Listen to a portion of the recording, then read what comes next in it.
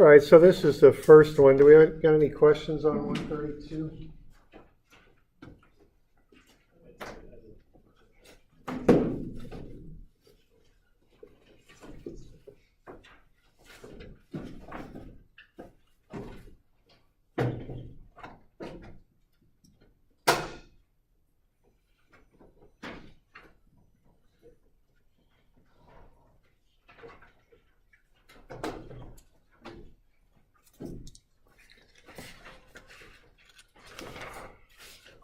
All right, on 132,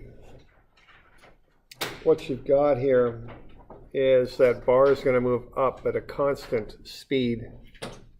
Okay, and just learn to look for these standard words and ways of saying things. Constant y velocity of 0.27 meters per second.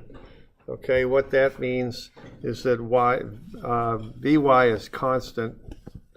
Now, you could integrate that out or not. It's up to you. You can always use calculus, remember that. But if it's a constant velocity, that means A is constant also, right? Okay. And A is equal to 0 if it's a constant velocity. So AY, now be straight on that. These things are directional. So AY would be 0. So if you want to find SY, that would be S0 plus V0YT plus 1/2 ACT squared. All right, that's going to zero out. It looks to me like we're starting at 0, 0, so that's going to be, we'll just plug that in as 0. So if we want to get y then, which is what SY is, that's 0 plus 0.27 times whatever t is. So what you get out of that is y is 0.27 t. Okay, and the deal on this is, I could have done that with calculus if I'd wanted to, and you could too, but just, don't lose the forest for the trees. I mean, this is AY is 0 is what we're doing here. Now, that's a critical thing. It has to be that way. And then the other thing is, you probably remember this from algebra at some point. That's all we're doing there, eh? Now, we could do it with calculus and integrate it and all that. That'd be fine. You get there where you need to go. But you don't have to do that if you don't want, okay? So y'all okay with what I'm saying there? Just kind of keep in mind what you're kind of doing, not just don't throw calculus at it if you don't need to, okay? So the y distance is 0.27, which is the rate times the time. You can plug in whatever time you want there, all right? All right, now the next little thing, so we good on that? Now what we're trying to do here is we want to find the x velocity. So what do you got here? You got y is equal to, what, 3x to the 1/2, all right? But now you got what y is. See, when you're asked to find the x velocity, right here, this will involve time, okay? So that involves time in some way. You got to get some aspect of time into there to figure that out. Now, what we've got currently is a path. And what path is a relationship directly between y and x. There's no mention or use of time in the path. Okay, so kind of distinguish those two things, okay? Path does not deal with time at all. A path is just a map of a road. That's all it is. If you're after velocity or if you're after position function, those involve time, okay? So I think of velocity and position functions as involving a GPS. You're looking at your speed or you're looking at where you are at a given time, whereas a path is just a map. It doesn't have anything to do with time. It just shows a route where you're going, okay? Y equals x. So just kind of get those terms figured out and kind of, remember, a lot of this stuff, not all, some of it is just vocabulary and knowing what different terms mean, okay? So just kind of figure that one out, okay? Y'all good with me and with that, okay? So what we got to do, we got to get time into this relationship to figure out Vx. And the way you do it is you find it for y, And then you can put that in for y. See, now instead of having y related to x, you've got the time related to x. And see, that's a good thing there, okay? So now you can go ahead and back in to what x is as a function of time. All right, so you can solve this thing for x. You know, you can just work through the algebra there, and you can get eventually that x is 0.0081 times the square of time. All right.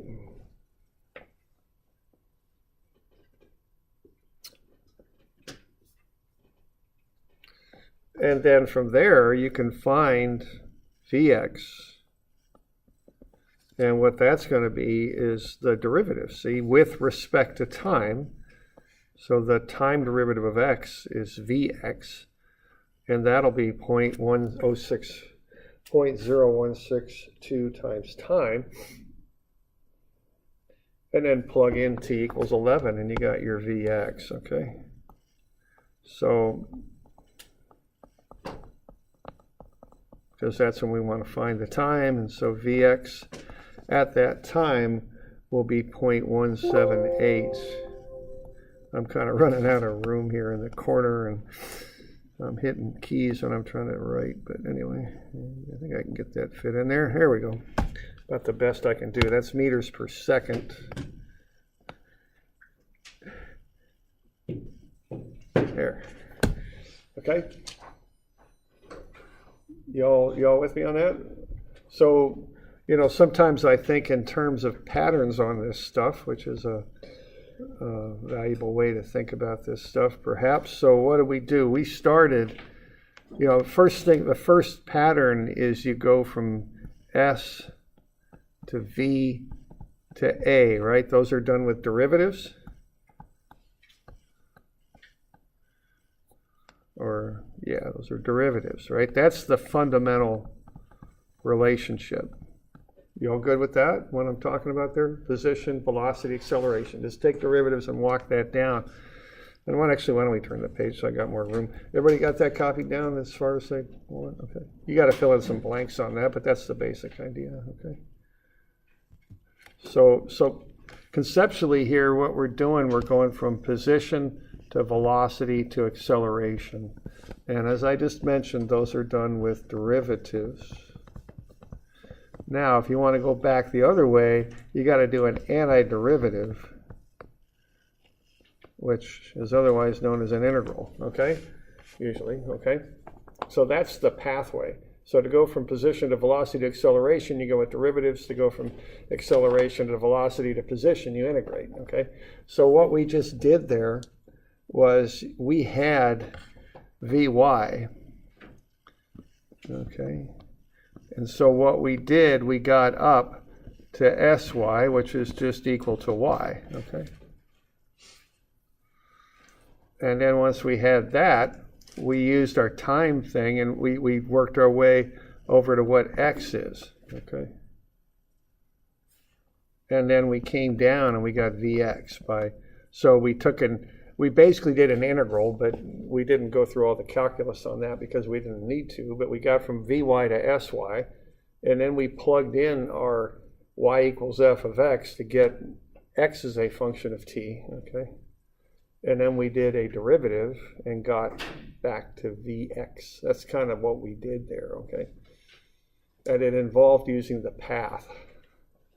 So I don't know, I'm just kind of thinking out loud as I'm doing this, but we had Vy as a function of t, right? Vy equals f of t. Do they usually do that with cursive? I don't know. I can't even remember how to do this. It's been so many years. There's an f. All right, and then we went up there, and then we've got, yeah, we'll just keep going that way. So there's f of t. Okay, and then we got Sy as a function of t, right? And then what we did, and then we used y equals f of x, see? And from that, we were able to get Sx equals, I'm going to go back to a regular f because I don't think I need that cursive. And then we took a derivative, and we got to Vx equals a function, wrong variable, t. That's what we just did, all right? And I don't know if that's helpful or not, but that's schematically what we just did. Okay.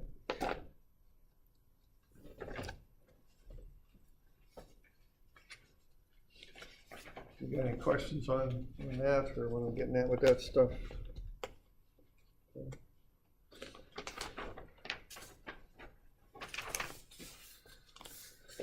All right. Now the next one here, we got any questions on this one specifically? There's two parts to it. There's a specific one, find how far you're going to go for 28-degree ramp and 1.2 meters per second. And then there's a more general one, okay? That says for a given angle, find how, then there's another one that says for the angle, what distance will it travel? Okay. All right, now here's what I'm thinking. The distances are, generally speaking, easier variables to solve for than angles. You know, angles can get a little messy because you get involved with trig and stuff like that to solve for angles. So I'd probably start with part one, which is, that's why it's part one, because it's a little easier to do. Okay. Yeah. So if say you solved part one symbolically, and then you switch that equation over to make it fit part two?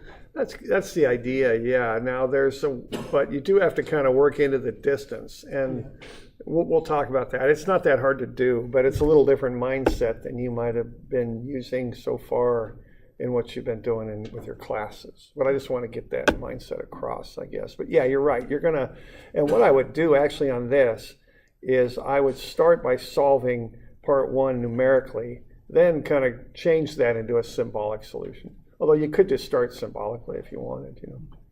Okay. All right. So why don't we go ahead and solve out part one. Now, as I mentioned, it's easier to do this if you call positive downwards, so I think that I'll do that, okay? So what you want to do with this initially is you want to get the velocity broken up into x and y components. So that's the one critical thing on these trajectory problems, is you got to handle them separately, x and y.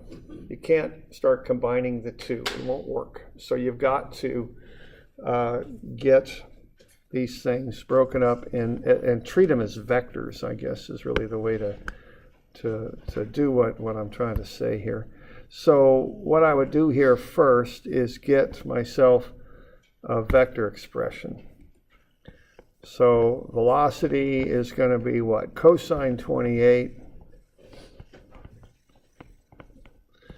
times 1.2, and that'll be the I. And then I'm going to call positive down just from the start, okay? So I'm going to do that. So I'm going to call it positive sine 28 times 1.2 j. Okay, and as long as I call positive down, I can do that. You know, just I got to stick with it once I start it, though. I can't be switching around midstream. I gotta. That would just be initial velocity, wouldn't it? Yes. That's at this instant when it leaves the ramp. Yeah. Right. Okay.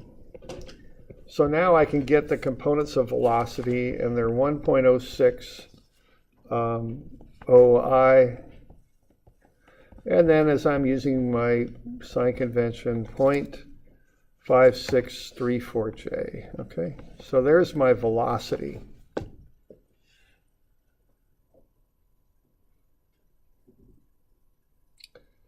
All right, now once I've got that, what I would do next is I would find out how long the thing is in the air, all right? So that would be the next thing to do. So I've got my velocity, and why don't I write up my velocity, maybe just a little different here, and it's really the same thing as I've got there. What I've got is Vx is 1.060 meters per second, and then Vy is 0.563 meters per second, okay? And that's doing that, and this is doing that. And I guess I put a 4 here. I'll just go ahead and do that. There we go. All right. Now, the next thing I'm going to do is look at the y direction. And what I got there is S is S0 plus V0t plus 1/2 AC, because it's constant. That's acceleration due to gravity, t squared. And so what I'll get then, and again, just to emphasize, down is positive here. And what I'm going to get there is 0.8. That's below the starting point, so I'm calling that positive. That'll be S0, and that's the 0.5634 plus, no it's not, S0 is 0, my bad. V0 is that number, so 0 plus 0.5634 times the unknown time, and then plus again 1/2 times 9.81 meters per second squared times t squared. And then it would be a positive, the 0.80 would be on the other side if you're using negative velocity, right? If you were using negative velocity, like positive up, you mean? Or? Yeah, positive up. Well, the S, well, if I were doing that, yeah, I'd probably call it negative 0.8 if I were doing it that way, which is kind of the same as taking it the other side. I mean, there's many ways to look at this. Okay. All right, and then I could work through that quadratic. And so 0.8 is 0.5634 times the time, and then plus 4.905 t squared. And of course, that's a quadratic, so that's 4.905 t squared plus 0.5634 t. And now it's minus 0.80 is equal to 0. And then we're going to do the quadratic equation. So that's minus b plus or minus square root b squared minus 4ac over 2a. And what you're going to get out of that are two roots. And what you're going to get is negative 4.654. And you're going to get positive 0.3504. And that's seconds. And of course, it can't be negative, so that's gone. And then the positive is the root you want. So, 2 steps so far. Step 1 is to break the velocity up into a vector x and y. Step 2 is to use the y equation to figure out how long it'll take for the box to fall, because the horizontal motion has no effect on the falling. It just falls at the rate due to gravity, and it doesn't matter if you just drop it and it just falls straight or if you throw it out horizontally. It'll still fall at the same rate. All right. And then what you want to do next to find Sx is going to be Vx times the time, because there's no acceleration. Ax is 0. We're ignoring air resistance. There's nothing to cause an Ax acceleration, so we can get Sx easy enough. So again, we got to do the vector thing, so that's 1.060 meters per second, and then you just multiply it by the time, 0.3504 seconds. Okay, and that'll get you Sx. And that's 0.371 meters is what that will come out to be. All right. So that's the process. Step 1 is to vectorize the velocity. Step 2 is to use the y direction and find the time it takes for it to fall and hit the ground. Step 3 then is to find the distance it travels in that time. And that's a fairly typical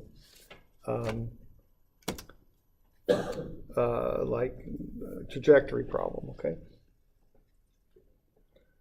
So for starters, do we got any questions on that? We going all right?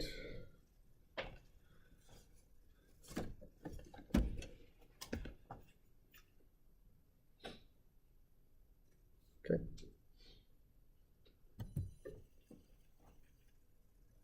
All right, now the next step is to generalize that a little bit, okay? So that's the next thing I would do with this, is to generalize this process. Because part 2, you've got an unknown angle, and you want to know what the angle should be such that you'll hit the distance, okay? And you use the same steps. This is how I would approach it. Now, you could actually do this without a computer. I mean, I've had people do it just figuring it out by hand. I've had people do it using their TIs and the programmable ability. But there's another little way to do this that I just want to mention to you, okay? So here's the sequence. Find a vector expression for velocity. Find the time for the box to hit the ground. And then find how far the box travels in that, in that stretch, in that time, okay, in the x direction.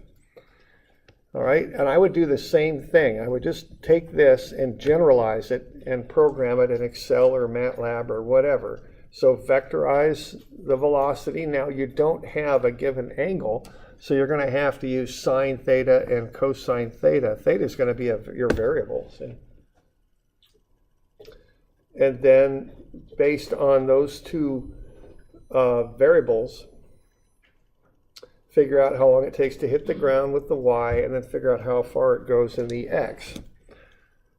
Now, there's different ways you can approach this, but here's how I would do it. And this is using Excel because I'm not mechanical. I'm a civil kind of person, so I don't use MATLAB so much.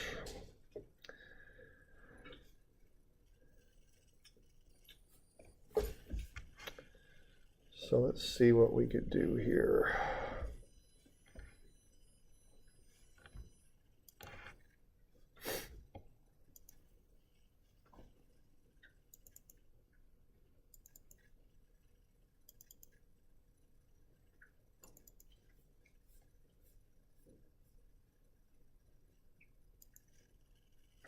So I'd write up a little bit of a deal here, okay?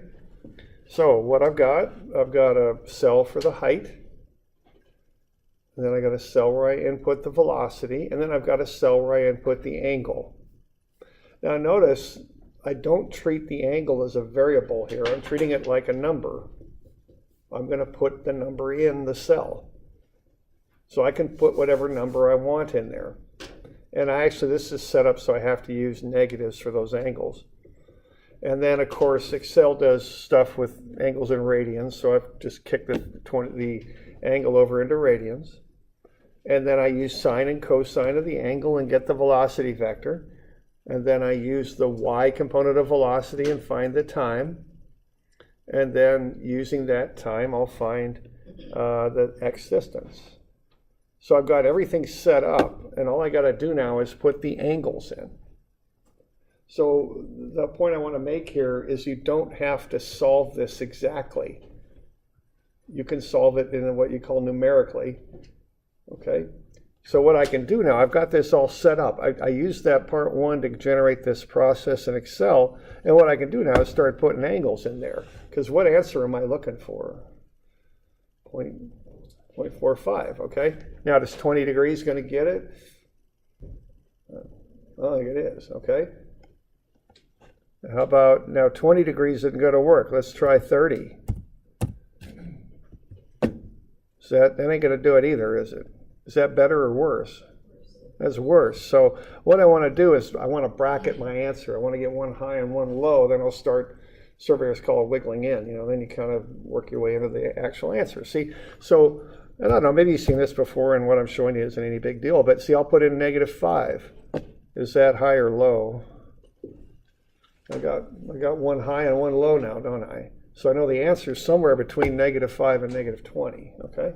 And I could just keep throwing numbers at this till I get what I want out of it. And that's the nice thing about Excel and MATLAB and all that. See, you don't have to solve the problem and solve for X. You just set up how to solve that. You just set up a process to enter in data. You just keep throwing numbers at it till it works. With Excel, you just have this immediate response, see? So I could just keep putting numbers in here till I get what I want. I don't have to go through all the difficulty of coming up with a mathematical solution. Mathematical isn't the right word, but exact theoretical solution. Especially when you're dealing with angles, you see a sine of angles, those functions are hard to work with, So you can avoid all that. Just set the thing up to solve it, just like you did in part 1. And if I want to check my answer, I can use, what was that angle in part 1? Was it negative 28? See, that hits my answer directly there, okay? So the spreadsheet works. I'm pretty confident of that. And now I can just throw different angles in there until it hits what I want, okay? So keep this in mind. It's a very good way to solve problems. I had one working once where I had to design a wet well, which is just a big tank that holds water for a pump station, and I had to figure out the right size to make the wet well based on different flows in and flows out. So I just, I kind of was banging my head against the wall there for a while. I said, oh yeah, I can just do a spreadsheet. So I just set up the spreadsheet. I put in different flows in and flows out, and just kind of looked at what the size of the wet well had to be for 100 different entries. Picked the biggest one, and that was what I made the wet well. Okay.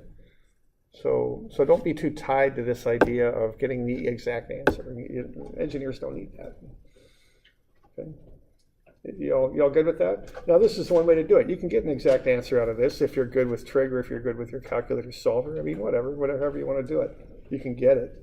I don't care, but just come up with the answer. Do you want us to print out or? Yeah, let's see. When I ask for Excel or MATLAB solutions, I don't need the code. Just print out the sheet where you get the answer, and that's fine. As long as I can kind of see how it's set up, that's okay. All right.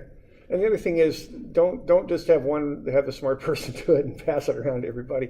Don't ever do that. Work together if you like. That's fine. But everybody ought to be knocking through this a little bit and learning how to do it. Okay. All right. So it is solvable by hand, though?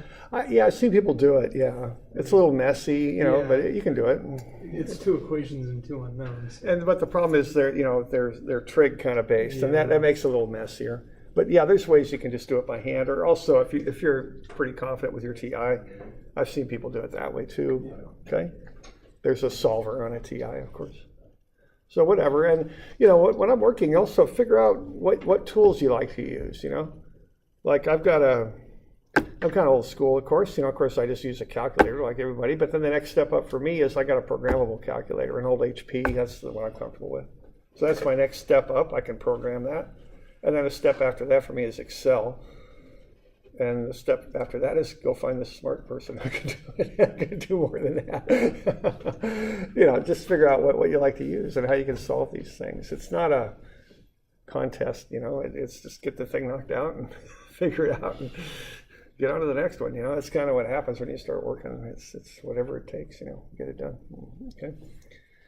And don't worry about getting it exact. Engineering isn't a perfectly exact science. It's not the nature of it. Okay.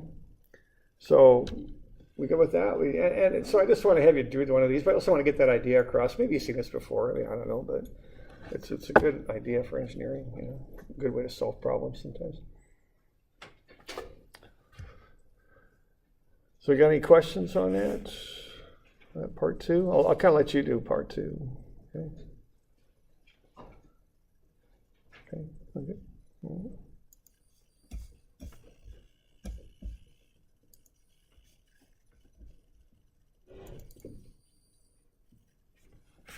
right.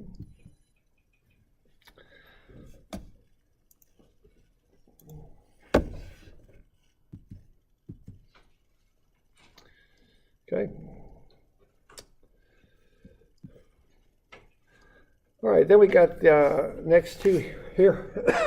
We got 141 and 142. These are based on circular motion and accelerations. And the kind of the big key here, the message or whatever you want to call it, is that whenever something goes in a circle, it accelerates, okay? There's always that normal acceleration. And the normal acceleration is a function of the velocity. That's really what I want you to know on this. And just be able to work with it a little bit, okay?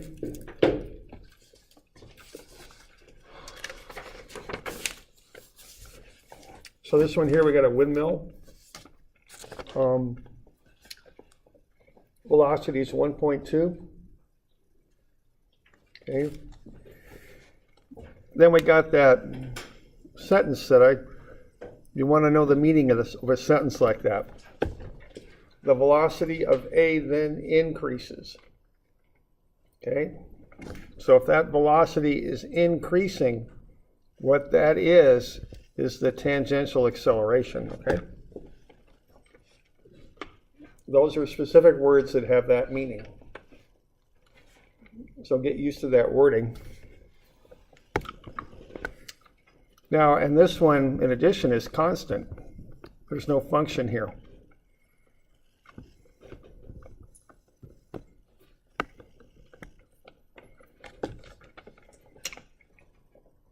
So then you want to find the magnitude of the total acceleration when t is 3.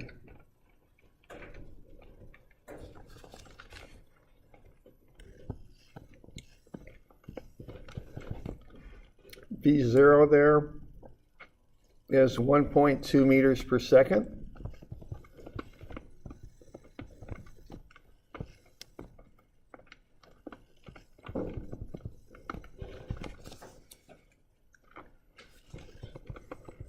So there's different ways to get to this, but you should come up with the fact that when the time is 3, the velocity is 1.89 meters per second.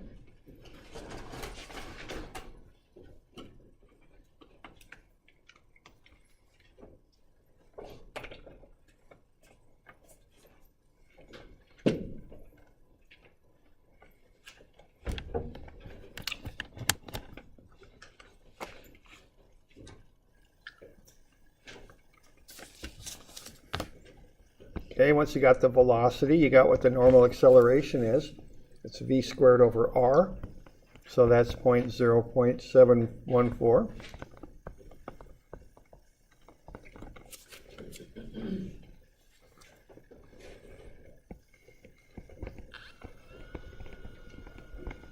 And that's v squared over r, isn't it? Mm-hmm. Right. Did I ever give you a formula sheet for this class or no? Yeah. I have? Okay. Yeah, so get used to where that stuff's at. Okay.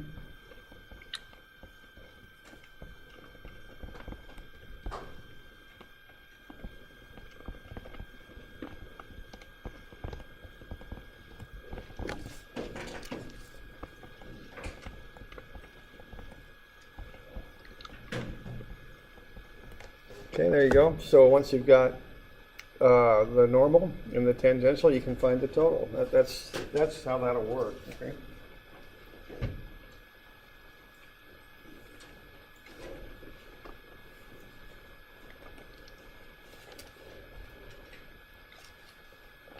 So if you got the initial velocity and the tangential acceleration, and that third sentence gets you the tangential acceleration, you can find the final velocity. When you got the final velocity, v squared over r will get you the normal acceleration, and the square of that plus the square of the tangential acceleration, take a square root, you get the total acceleration.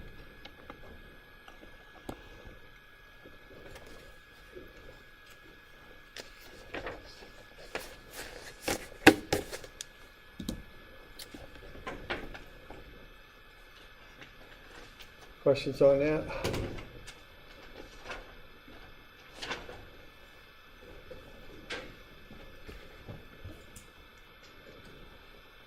Okay. Now this one's the exact same way. It's just you don't have normal constant tangential acceleration, so it's a little bit more involved. Okay. So what you've got there is this is the tangential acceleration, okay? So again, get used to that sentence.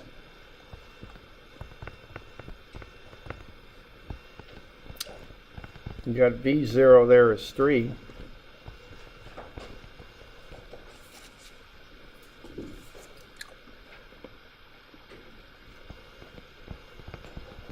That's going to be a little bit more involved. You're going to have to use some calculus on that. And so when t is 7, the velocity is 5.94.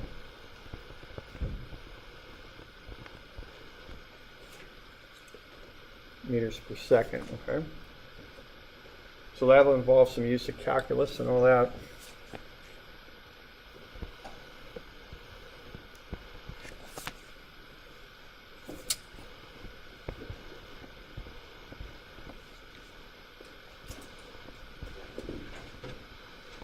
So then you get the normal acceleration, and you can get the tangential acceleration. These both occur when t equals 7. And then once you got all that, you can get the total acceleration.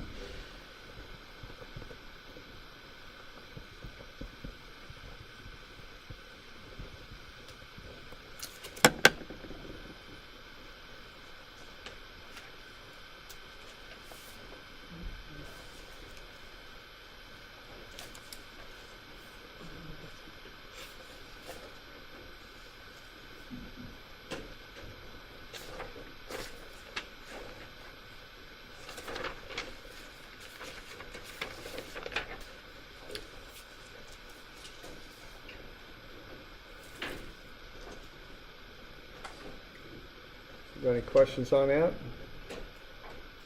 I'm going to have to do a bit of calculus to get to that velocity.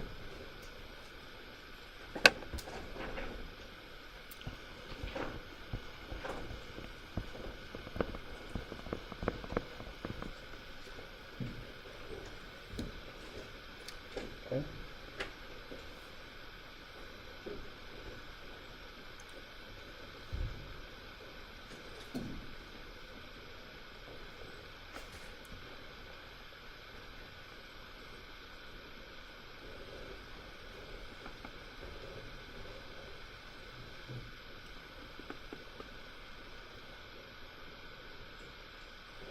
Okay.